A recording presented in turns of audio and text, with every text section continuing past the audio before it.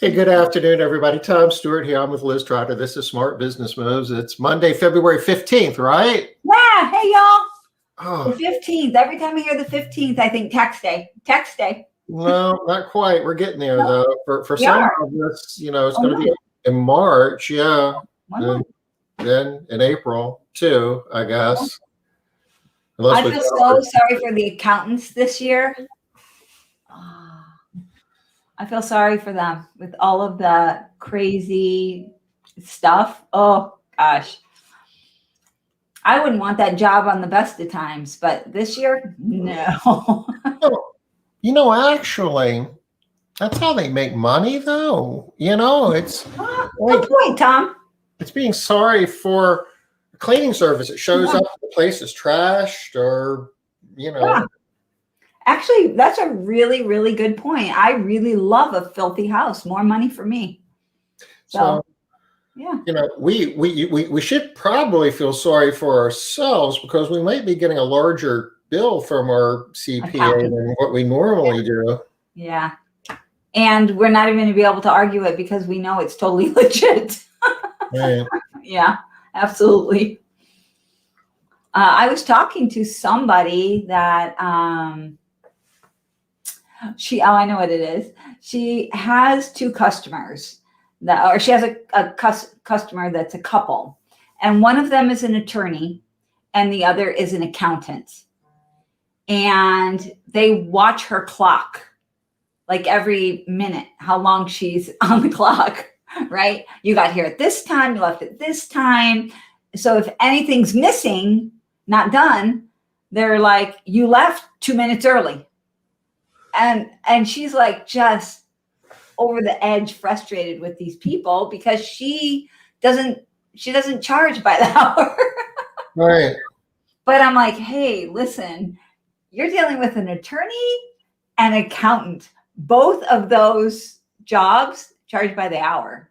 They don't understand that you don't charge by the hour. They don't know what that means. And then you have to wonder exactly what are they charging for and what's an hour. It's kind of like you get on the phone and you're like you're talking to your attorney or your CPA. Yeah. Hey Tom, how you doing? How's it been? It's like you're wondering, am I paying for this right now? Yeah. Because I don't want to talk about the weather if I'm paying. I'll pay. I'll talk about it if you're paying. This conversation isn't that awesome. No. Okay. Do you hear that alarm just keeps like bloop and then going off? No, what is that? I don't hear it.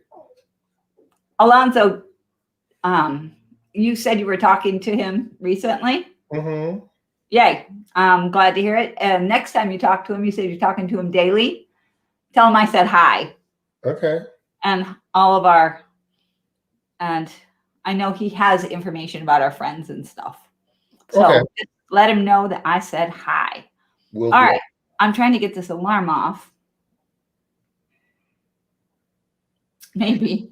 I don't know. You guys might just have to suffer through with it. Keep popping up. Anything happening out there in the SBA, PPP tax credit world we need to know about? I don't know anything.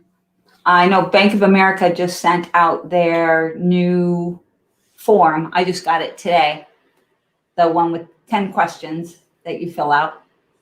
Mm-hmm. And yeah, I know that for PPP2, there's not a rush on the bank. I mean, they're going to have plenty of money.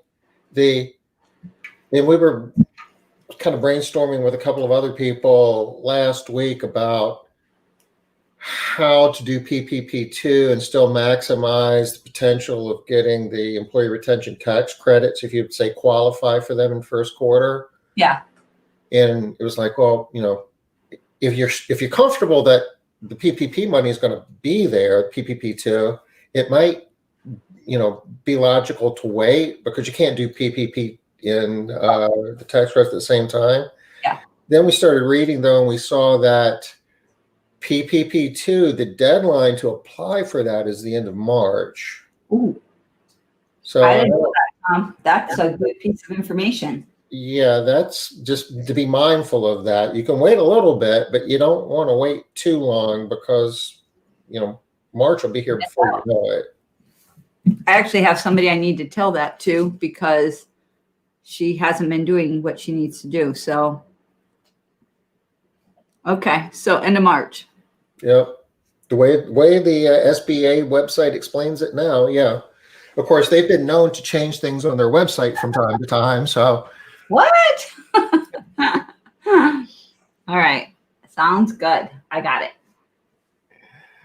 All right. So I don't know of anything else really going on. All right. I'm super excited. We're going to have all new slides today, aren't we, Tom? we are going to be talking about something other than loaded direct payroll to revenue. Woohoo! It's all new. Hey, Tom, I was talking with somebody today, and she pointed out that what we always talk about is the green numbers going up and the red numbers going down. But we never talk about when the green numbers are going down or the red numbers are going up. I was like, oh, okay. Well, we kind of are. We're just never saying that. Yeah. And so we probably need to point out, if you're not doing some of these things, your red numbers will be going up instead of down.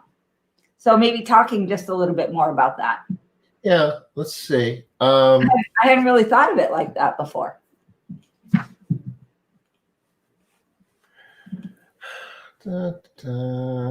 I did talk to a couple people. I talked to the Growth MMA group today and told them that we're going to be talking, or one of the groups, I think it was Growth, anyway, that we are going to be talking about this today. Because one of the things that somebody was starting to work on really, really heavily. I was like, well, you need to be on Smart Business Moves today. That's what we're talking about. Yeah. So I'm going to go ahead and I'm going to move my little thingy here to Attrition. Nobody here today? Is nobody here today? Usually people say hi. Yeah, there's people. I mean, there are people here. They just aren't talking. Hey, say hi. Let me know that you guys are here. I can't see that you're here if you don't say hi. Linda's always here. Denise's here. Leslie's always here. Oh, say hi, y'all. Hey, Linda. Feel better, Linda? Yeah, Robin's always here too. Yeah, good. Hey, Robin. Feeling better. Yo. I say that all the time. People laugh at me. So to answer your question, all things being equal, if all of these 12 numbers, are what, wherever they are in your business, you want to be able to track these. So if you know what all 12 of these are, you can freeze 11 of them and change one of them. And if you change a green one, and if you make that number go up, you're going to be more profitable. If that number goes down, you're going to be less profitable. Okay? Yeah. So like on the red numbers, if 11 of them are fixed, but you got one red number that you're able to make go down, you're going to be more profitable. If you got a red number that winds up going up, you're going to be less profitable. So that's what we mean. You want the red numbers to go down and the green numbers to go up. So she understood that concept, knowing that, we want the green numbers to go up and we want the red numbers to go down. But you're looking at your KPIs, you're tracking them, and some are going up, some are going down. And what if the wrong ones are going up and down? I did talk to her about, because I thought we had made this point many times, that if that's the case, the first number you want to look at is that LDPR. If that number is going up, then you want to address that first and fast. You don't want that number going up ever. The worst case scenario is it sits still. If you can drive it down, yay. And if you remember, we spent several weeks talking about all of the things that we could do to make that number go down. Yeah. Yep. And the woman I was talking to, yes, she understood how. She's been on all these calls. She knows all that. But the question was around, so and we make this point a lot, Tom, you especially make this point a lot. This isn't just an exercise of looking at the numbers. It's not just, okay, yep, I see that number. It's a red number. It's supposed to go down, but it's going up. Okay, check, I looked. And this number is a green number. It's supposed to be going up. Nope, it's going down. Okay, check, I looked. It's not a, what's the word I want when you just look at stuff? It's not a spectator sport. Yeah, thank you. You need to participate in the process. Yes. And so that was your point. Like, if they're all over the place going up and they're going down, like, what do I do? Then it starts feeling overwhelming. I was like, well, the first thing you do is you look at your LDPR. If that number is either going down or it's in a really good spot, then you don't have to panic. Don't panic. Just relax and just pick one of the other numbers, whichever one is moving maybe more quickly in a direction or that's going to have more impact. And then I told her that today we're going to be talking about another really, really important number that you might want to look at second. And so that's kind of how I brought this up today. And it's all about continuous improvement, truly. Yeah. People ask all the time, is this good number? Is this good? These are my numbers. This is, my average bill rate per cleaning. This is my loaded direct, payroll to revenue. And they throw numbers at me. Is that good? And, it's all relative. We answer the question in the context of business model and, what part of the country you're in. And I mean, there's so many factors that go into that. What's more important, though, in terms of growing a profitable business is whatever it is what it is, and then it's a matter of how can we improve upon it. It's like, I can stand on the scale and say, hey, Liz, I weigh blah, blah, blah. Is that good? And but I would know. But actually, I like that one, Tom, because going back to what you said, if they ask me if that's good, I can give them an answer. Like, I can say, like, if you tell me, Tom, that your weight is 250 pounds, is that good? Then I'm going to say, well, how much do you weigh? I mean, how tall are you? And how old are you? And I'm going to ask you some other questions. But then I'm going to finally say, how often do you exercise? What kind of foods do you eat? After you give me all your answers, I'm going to say, yes, Tom, that's very good. Good job. Or I'm going to say, yeah, you might want to look at that a little bit more. And I think that's what happens with KPIs. Yeah. How much do you smoke? Stuff like that. Yeah, exactly. Like, your weight is good, but you got other issues that you really need to look at. And so I think that's what a lot of times what people are looking at need to know when they're looking at their KPIs too.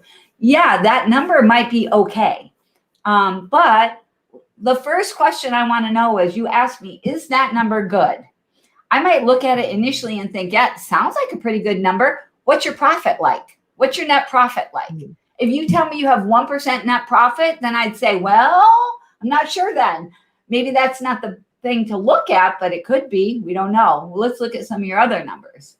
So kind of in my mind is the overall health is like your net profit. So if you tell me you weigh 250 pounds, but you can't walk up a flight of stairs, and you start talking to me about your overall health being bad, your blood pressure is bad, you're having to be on a lot of medication, then you probably shouldn't even be worrying about your weight right now, because that's not where the problem is. Even if the number is good, even if your loaded direct payroll to revenue, say, is low 40s, which all things being equal, that's pretty strong number. Good number. Yeah. It's definitely below average. But the real question is there opportunity for improvement? But Tom, if your LDPR is 40%, let's say it's exactly 40%, right? And your profit is 2%. Then you got an issue somewhere, and at that point, I would be looking at some of these other numbers, because something. Yeah, and that's what I'm wrong. Saying. Something's wrong, and something's wrong in a really big way to be having that big of a problem when it's not LDPR, when it doesn't look like it's LDPR. Because normally if we saw a problem like that, we would expect the very first thing we would look at if we see that your profit's out of whack is LDPR. And we would expect to be able to see some improvement there first. Your loaded direct payroll screwed up. We need to figure it out. Yeah. And if I see a 40% loaded direct payroll to revenue, and then I see 1%, I think your numbers are wrong. I think you're making a mistake. That's my first thing is going to be, let's check your LDPR. If you have 40% LDPR, I don't really know how you have 1% in profit. And it seems like your collection is wrong, or I'm still going to look there first. All right. So Susan has a question. Tom, did you see it? Do you know how to figure out percentages in QuickBooks? Yeah. Wow. I don't know what she means by figure them out, because QuickBooks shows you the percentages for so many things. What exactly do you mean, Susan? What percentages are you talking about? I'm guessing she doesn't mean just like the percentage of this thing to that in QuickBooks. QuickBooks will show you all your income categories and all your expense accounts. It will give you the dollar amounts, but it will also give you the percentage to revenue, where you don't have to spit it out in a spreadsheet. And there are reports almost. Well, I know in QuickBooks Online, at desktop 2, you can go in there and you can choose a report that will tell you percentages, if that's what you're asking. Yeah. Percentages of different things. Do you have a dummy QuickBooks account, Tom? No. That was a good Tom move, right, y'all? That's not what we think of for Tom. Rebecca does, but I don't even know how to get to it. Okay. I have to get it set up. I don't know. Give me a second. It's a good question, Susan. Sometimes it's the little things that can really make a huge impact, especially if you've been trying to figure out different percentages all along. It would be huge to be able to see that QuickBooks can give you that if you click on the right report. Stop it. Stop it. Trips. I have 2 very old cats. And actually, these ones that you hear, this is mother and daughter that are constantly swatting at each other. So while Tom's looking this up, I would like to hear from you guys. We're going to talk about recurring home gains and recurring home losses. Oh, looks like we already got it. That was fast. Okay. So this is a dummy company called MC Cleaners, and this is hooked up to a dummy account, a test account, a demo account that we have in Made Central. So I'm not sure how much data is in here, but I'm going to go to reports, if you can see where that is. Over on the left-hand side, Susan, if you didn't see where he was. There we go. Right over here. This is QuickBooks Online, by the way. We moved away from desktop a few years ago. This integrates, this is the only thing that integrates with Made Central, but it's really an awesome program. I know a lot of people are a bit hesitant to move from desktop if that's what they're used to. I was there too, but this is always backed up every night.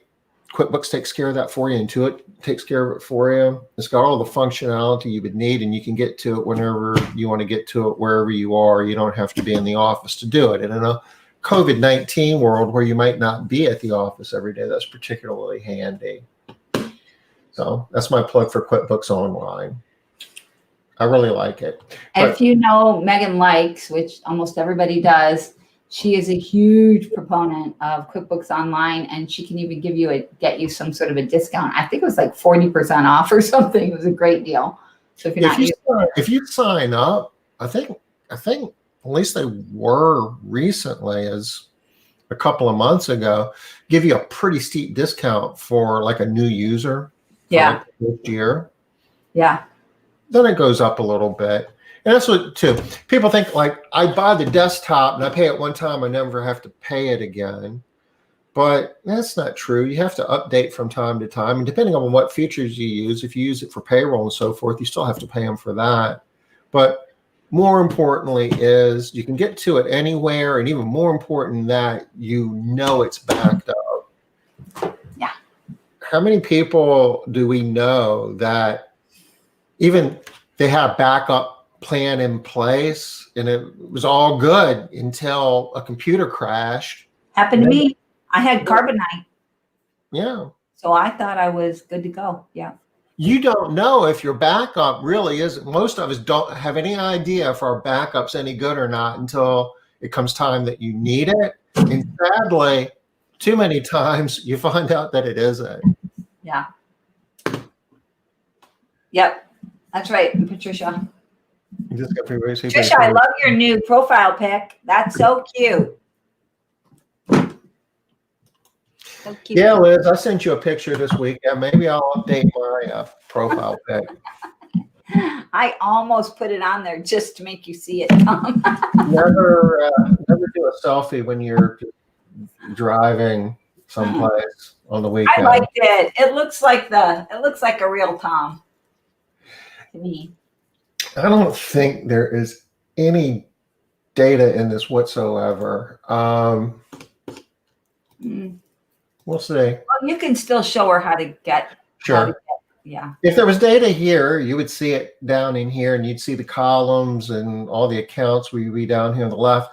In order to do what you want to do in terms of get percentages to income, you just check that box right there under companies. Compare. Compare. Yeah, compare another period. Click on percent of income, and it will take every number and every account and right next to it give you the percentage of what that number is to your income. So if you've got your chart of accounts set up where you've got your cost of goods sold broken out separately and you've got your direct labor separate from your office labor, your indirect labor, then this will, just by clicking that little button right there, bang, it'll let you know what your loaded payroll to revenue as a percent of, they say income, we say revenue, but it's the same thing. Those two numbers, those two words mean the same thing. Having to do anything, no math, anything. It just tells you exactly what it is. And So then, is that what you were looking for, Susan? If not, let us know what you were looking for. and up here you can pick various dates, or you can do custom dates and do whatever you want to do from a date standpoint. And this other thing right here is really cool, is display the columns. You can do totals, and by default it's typically totals. But if you want to take those numbers and break them out by week or month or quarter, you can do that too. So took a little sidetrack on QuickBooks online hacks, but that's super helpful for people that are trying Sure. to fill in some of these numbers. So we're just talking about loaded direct payroll to revenue. If we don't know where to get it, is there. yeah, good. So really good question. Thank you for that, Susan. My fun shirt. You and your fun shirts, Tom. Hey, I was wearing a fun shirt this weekend. Nothing too crazy though. Okay. Today we're going to talk about, I promise you, we're going to talk about average monthly attrition rate per home. And I've got a graphic here of a bucket with holes in it. So what do we mean by that? What does that represent? I love that image. I feel like that's so accurate, right? We keep pouring water in, we keep putting clients in and bringing on new clients, and they're leaving just as fast as we can get them put in there. Your bucket doesn't have that many holes, Tom. I see some areas with no holes, and boy, I could fill that bucket faster than you could empty it. Well, all things being equal, and I keep saying that because, a lot of times they aren't, but all things being equal, if that bucket, the stuff in that bucket represents recurring homes, then the more recurring homes you have in the bucket, the more profit you're going to be generating. Yeah. So the amount of recurring homes you have in a bucket is a function of a couple of things at the highest level. How fast are new homes going into it, and how fast are the, current homes, the incumbent homes, the total of all your recurring homes falling out of it. And the part about this that can be really deceptive is that the rate at which homes go into that bucket is fairly constant. Now, if you're a startup and nobody's ever heard of you, and you don't have any SEO, you might not even have a website, you might not be getting a lot of leads. But after you do this for a little bit, you're going to get to the point where you're going to get leads coming in through your website, and people are going to call you, and you're going to get an adequate amount of opportunities to quote for new homes. And at that point, that number typically doesn't start going up at the same rate as your company grows. But so that's the water going into the top of the bucket. At some point, that all things being equal, that rate of water going into the bucket is going to be constant. But if you look at that bucket, it's got holes all up and down the sides, right?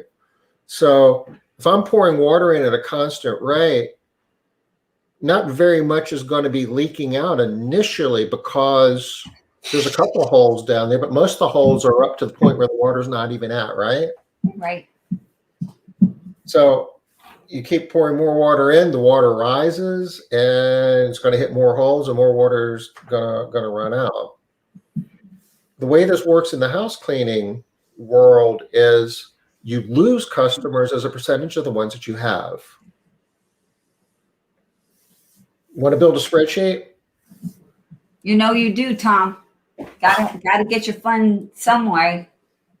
All right, so this bucket here is going to help us to see a lot of different things. And one of the things that it's going to help us be able to see, I think, is how you get into these weird cycles where you're doing marketing and everything's awesome. You've got all of these jobs and you're getting all of these customers and it's great.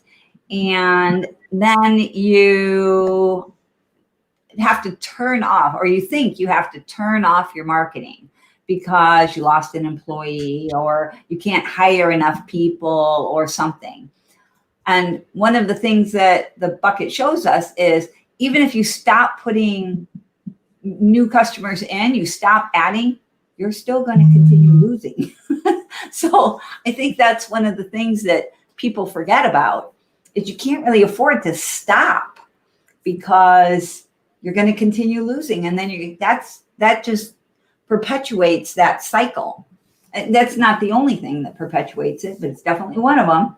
All right, Tom, show us what you got. So let's pretend we have a company that maybe gets 10 leads a week, quotes 9 of them, and winds up turning 4 of them into recurring homes. And that's a pretty decent number. So, well, I guess it depends. I mean, if you do in-home estimates and stuff like that, that you can get higher number than that. But if you're quoting over the phone on your website, 40%, lead to recurring, home, I know most companies would be happy with that. Wouldn't you think, Liz? Yeah, I would think so. In-home, definitely not, but nowadays, so much is done on the website and over the phone. Absolutely. And as an average, I think if you're just doing the website, you would be thrilled to be getting 40%. That raises a little bit when you are doing phone, because you can close quite a bit more on the phone than you can through your website. Typically, if you can close more on your website than you can by phone, awesome. Share your strategies. But most people, it works like this. In-home, you close almost every single one of them. And then your phone, you close a good chunk of them. And then your website, not so many. Right? So we're going to say that we're gaining 4 homes a week, okay. just to Awesome. illustrate this. And we're going to say that we're losing 5% of those homes a month, okay? Yep. So let's do this. If I'm losing 5% a month, and this is kind of rough math, and I'm kind of, you try to get fancy with this, with compounding and the miracle of compounding, but just to keep things simple, I'm going to take that 5% and divide it by 4.3333. Anybody wondering why I divided it by 4.3333? I think they probably know, but go ahead, Tom. That's the number of weeks in a month. A lot of times we just quickly say, well, there's 4 weeks in a month. Well, you always got that a little bit more because it's like 52 weeks in a year. So 52 divided by 4 is 13. There's not 13 months, there's 12. So that 0.3333, when you're doing stuff like this, really matters. So that's why we do that.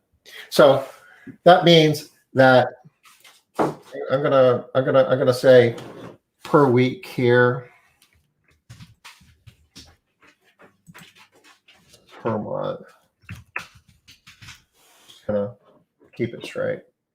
If I'm losing 1.15 of my recurring customers on a weekly basis, and I've got 4 of them, if I do that percentage times 4, that's how many I lost, okay? Okay, so you lost less than a person, right? Or less than a customer. Less than half a customer. Yeah, 0.04. So 4/100ths of a customer. So if I take the difference between the gain and the loss, I've got 3.95 customers at that point. So it's like anybody getting hung up on this at all right now? Because I know it can seem confusing. How can you have 3.95 customers? It's kind of like, how can you have 2.5 babies, right? The odds are really strong at the end of that first week. You'll still have 4 customers because you're right. You're not gonna wind up the fraction. It's going to be a whole number. Mm-hmm. So if we want to, I can do that. Does that make more sense? We still got 4. So I am going to drag these guys down like this. And the reason why it's looking a little bit wonky is because at this point, we have so few customers, right? If we had more customers, the numbers would be a little bit easier to understand. Now, the percentage loss, the loss for this week isn't going to be this 1.15% times just 4, because I've got the 4 from this week plus the 4 that I got in week 2, right? So now we have 8 customers. Well, really it's 7.95, but we're going to, as far as how many people we're cleaning, how many houses, we're still cleaning those 8 houses now.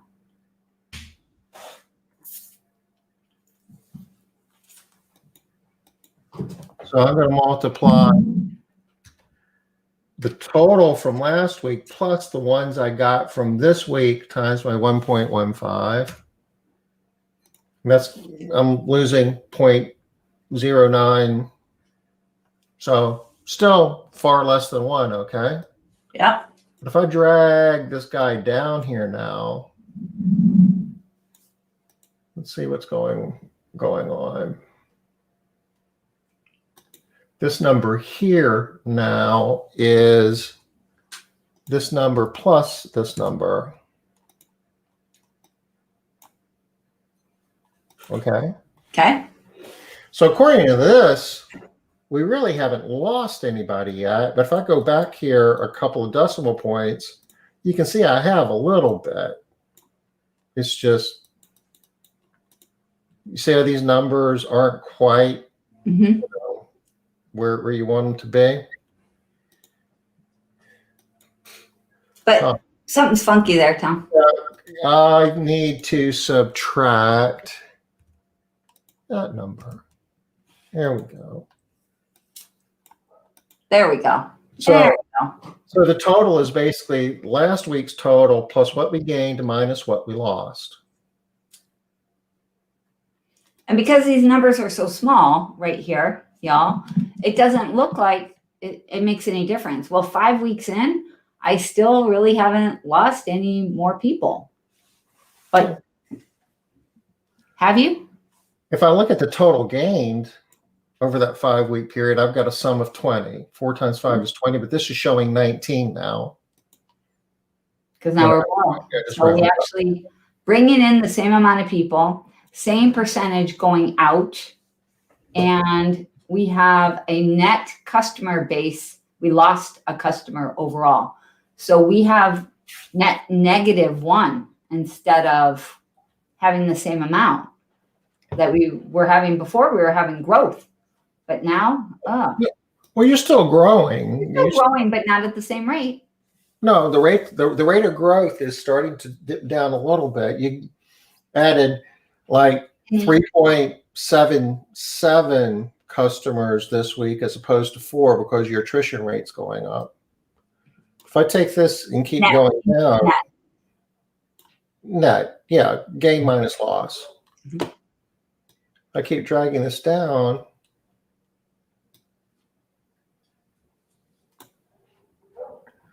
If I go out down here to say week 52, by the time I get to the year, I'm gaining 4, but I'm losing almost 2. Right? So my net is just a little smidge over 2 per week. Because the more customers I have, the more customers I have to lose. So you're losing that many per week. So instead of gaining 4 every week, you're only gaining half that amount. I'm going to go down here. Goodness gracious, 255 weeks. So help me with my math here. Divided by 52. That's almost 5 years out. You're still growing a little bit, but not nearly as much. I'm gaining 4, but I'm losing 3.8 almost. See how my number is? So do you guys see what's happening there? It's hard, I know, when he just. Let me go up here. Like, so what do all these numbers mean again? You guys with me? Is this helpful? So tell me, Patricia, Denise, Susan, Lizzie, Robin, are you guys following along with this? You see what's happening here? The loss number is getting closer and closer to the gain number, which means my net is kind of getting to the point where it's almost 0. And you see how that probably need to have that column in there, Tom, that net column. So you can see that initially you're getting this many. You have a net of 4 new, but then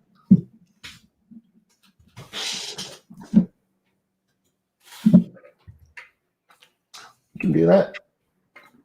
Usually when they get it, they're happy to say they got it. And we're not getting any comments at all. It's leading me to think that we're losing it. Am I going to have to make somebody cry here? You see how the net keeps getting smaller? And the growth, this is called flatlining. And I'm going to keep dragging this down a little bit. I go 10 years out, which is somewhere like right here. And for all practical purposes, I flatlined at 342.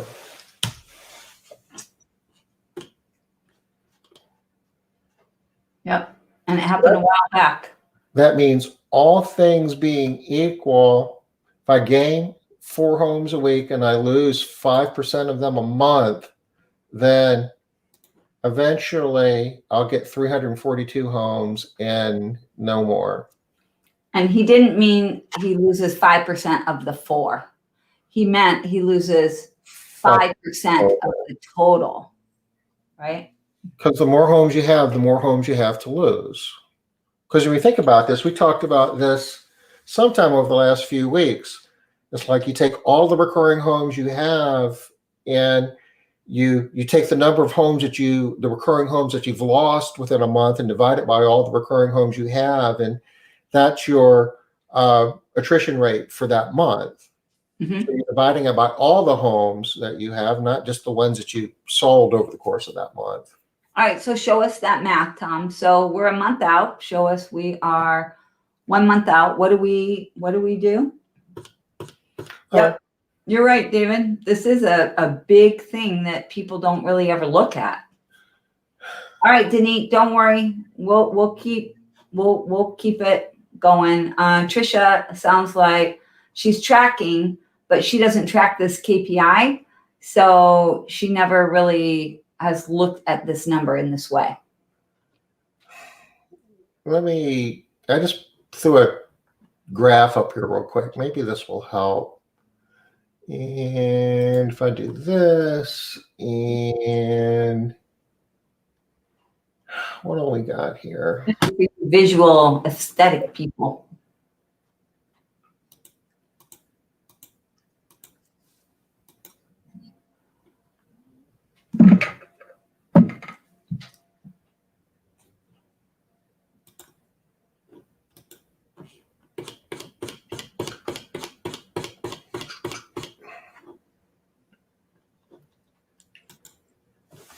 Ignore the title, that's not really helping us much. But you see, and these are the months, or the weeks, excuse me, down here going across the bottom. And notice, and these are the number of recurring homes we have over here. You notice how quickly we're growing? We're growing, Yep. we're growing. And then we're not kind of growing as fast because we're getting over here on this curve where the loss is starting to get bigger compared to the gain, and the net's going down, and we get to the point where this just kind of goes on forever and it'll never hit 350, all things being equal, without changing something. So looking at this, Tom, looking at this graph and stuff, some people could look at this and think there's really no need to change anything for like 2 years, because the graph just continues to go up for 2 years, and then 2 years in, that's when you should maybe make a change. Is that right? Well, you could think that way. Let's do something here. We're gonna I know, right, Trisha? So true. Trisha's impressed with how awesome you are on Excel, Tom. well,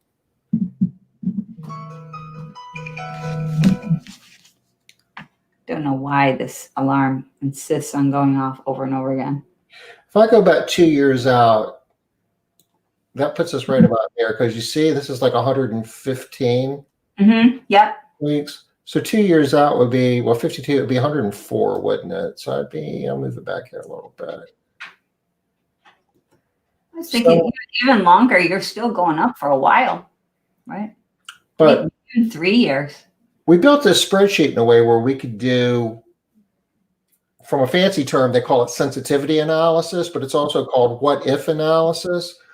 What if we're able to reduce our attrition rate from 5% to say 4.5% per month? Now remember, this attrition rate that we're talking about is over here. It's a red number, right? Yep. So we want it to go down. What happens if it goes up to 6%? Let's do that first. Okay. Which is going up. So we got a red number that's not going down. Instead, it's going up. This speaks directly to the person that I was talking to today. So, yay. So will this have a new line on the graph, Tom? No, it's going to be the same line. Yep, I see. Now, it changed the scale on me, so that kind of messed me up.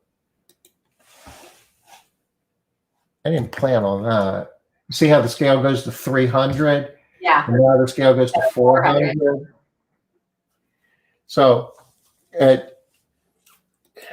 Let me do this. You just have to kind of remember. Tom can't play the saxophone like his son, though. It's so true. You said that.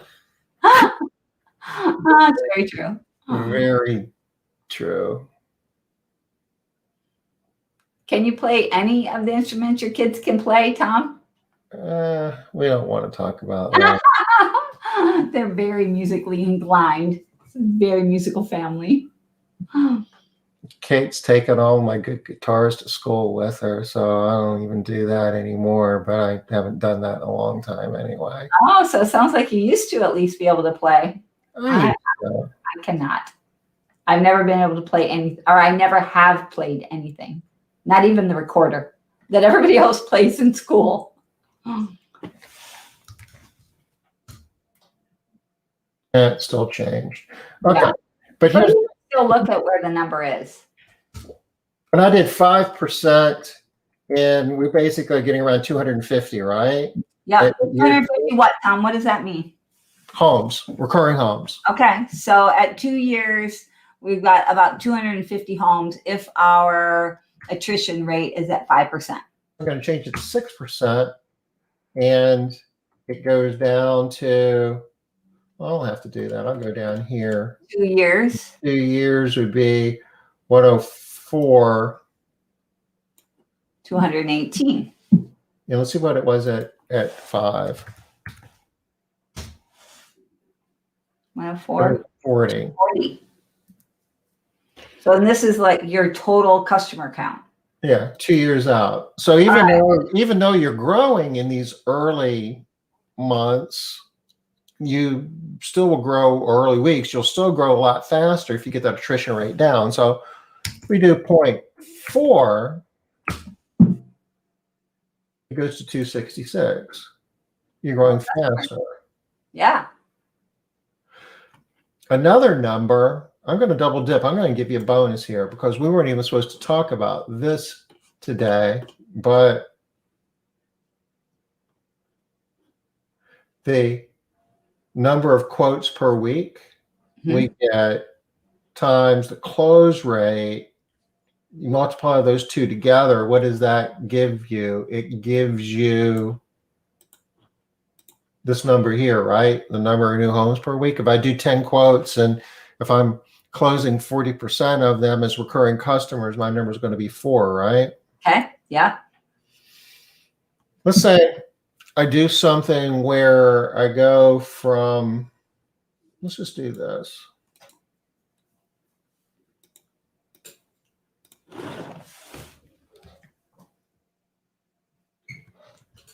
Tubcraft is liking this.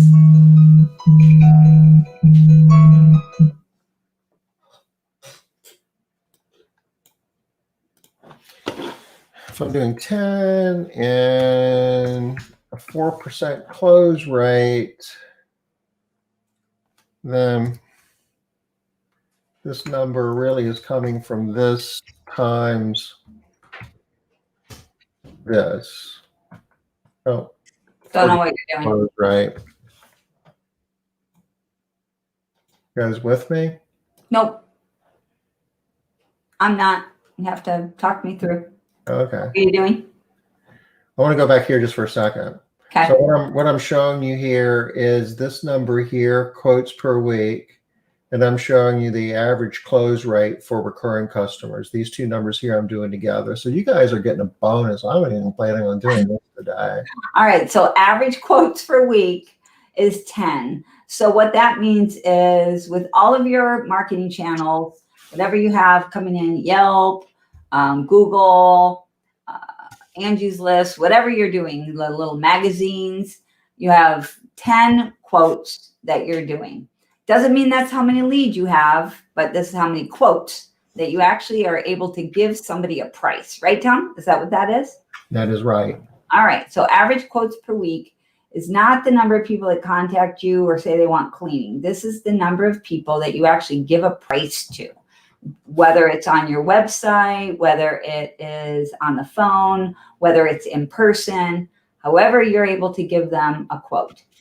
All right. And then the next number is the recurring close rate. And so this is what percentage of those people that you gave a quote to that actually said yes. Okay, so that's what that means. And this number has a lot to do with, gosh, how do I say that? I'm not going to say that. I think that just will muddy the waters. I think what I was going to say, would make things confusing.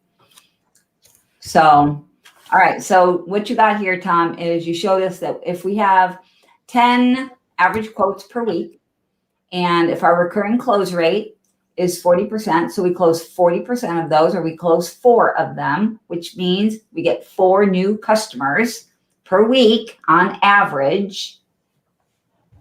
And this is what you're going to show us here. Yeah, and we started off at 5%, so let's go back to that. Okay. So if I've got an attrition rate of 5% per month, and I'm doing 10 quotes a week and I'm closing 40% of them, and this could be confusing too, because we do attrition rate in months. Hold on, Tom. Before we go forward, we got a question. Robin wants to know, when you're talking about your close rate, are you talking about only those that close for recurring? In this discussion, all we're talking about is recurring. That's a good point. You will turn some percentage of these quotes will become one-time sales, but for the sake of this discussion and building this model, we aren't including the one-times. So we're assuming that that 40% is all recurring customers. And the assumption here is that the majority of your business is based on recurring customers. So if I'm able to leave those the same, and if I'm able to get this down to, say, 4% at the end of year one, I guess, is 155 and 240. These numbers go up to 64 and 164 and 266. Now, what we haven't done here. What were they before? 164, 266, or okay, 240. I'm gonna just put these guys up here just to kind of help us remember. Okay. And this is 5%? That's at 5% with 10 quotes and 40. Yeah. And these two numbers here are green. And this number here is supposed to be red. And so tell me, what does that mean, you guys? Why is he telling us that these numbers are green and this other number is red? What's the point? Anybody? Because that matters. You need to know that. When you see these numbers, typically what we think of when we see green and red in the past, you think good number, bad number. But that's not how we want you to look at green and red. We want you to look at those numbers in terms of this one going up and this one going down. Yeah, Brian, I know. Hopefully, I mean, I could do all this in advance, but I do really hope that you guys can see that some of what we're doing behind this, so you guys can do some of this on your own, because this is how you really can get a deeper understanding of your numbers. So green numbers, all things being equal, if the green numbers go up, you're more profitable, right? Yep. Now, we haven't even turned this into profit yet. We haven't even turned this into revenue yet. Oh, we're talking about recurring homes. Yep. That's coming. That'll be another day.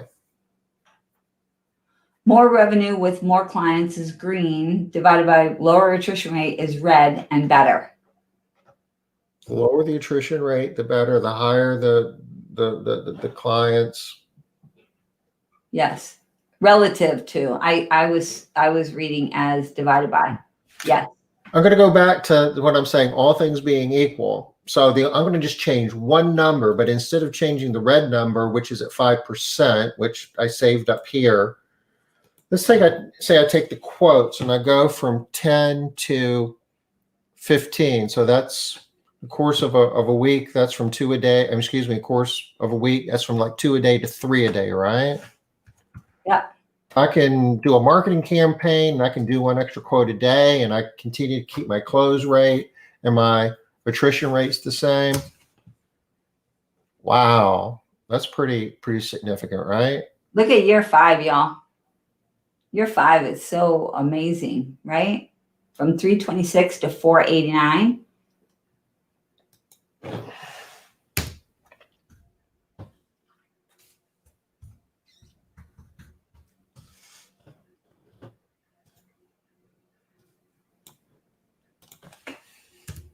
Looking at the difference here, y'all.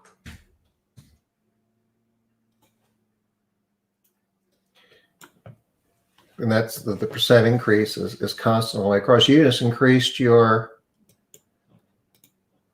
recurring homes by 33% year after year over that 5-year period. Mm-hmm. Like I said, we haven't translated this into jobs, into revenue, into gross profit yet. We'll do And that. activity. We don't have a lot of activity yet, except looking at these numbers and understanding that why it's so important to be paying attention to the bucket, right? How many jobs are coming out? Super, super important, because it's easy to see when you think of that bucket. Even just plugging a couple of those holes will make a big difference, right? So let's go back to the 5%. What happens if I make it go 0%? Holy cow. Look at my growth graph here. If I can get there. It's going So straight. here's an example of a number where if somebody told you this, you would say, yes, that's good.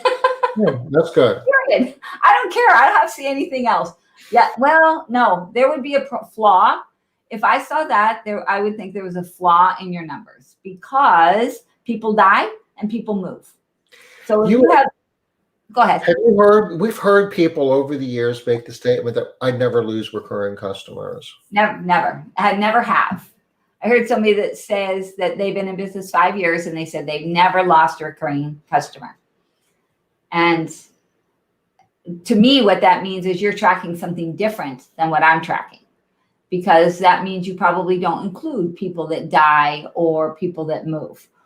I have never seen a model where nobody ever dies, even of a car accident or something, right? And maybe you don't ever take anybody that is older than 50, say, so that you reduce the amount of people that could potentially die, but people still move. So you're not going to get 0. This is an old number. I don't know what it currently is, but I don't know, a dozen years or so ago, the post office had a statistic that they shared with me that 2% of all the residents in the United States move on a monthly basis. And we're at the top of the hour, so that's the last piece of data that y'all are getting. Okay. Okay, but we'll pick that thought up tomorrow. We'll pick that thought up tomorrow. Exactly. Let me know if this is COVID. That's going to be the first question tomorrow, Tom, right there. How do you handle the recurring losses due to COVID? Which is why we're talking about this. COVID is... Do they count? Do they not count? Yeah, they count. We'll pick up on that tomorrow, but give us some feedback if this is working for you guys, because keep in mind, we want you to understand this, the foundational understanding of it, before we start telling you what to do. Otherwise, you'll just drop the ball later on down the road, like the rest of us. And if I'm skipping some stuff, I can drill into this a little deeper. Yeah, they totally count. You're welcome, Robin. He just wanted a quick answer. Yes. Yeah, they do count. We will see you guys tomorrow, 5 o'clock Eastern. Take care. Bye-bye. Bye, y'all.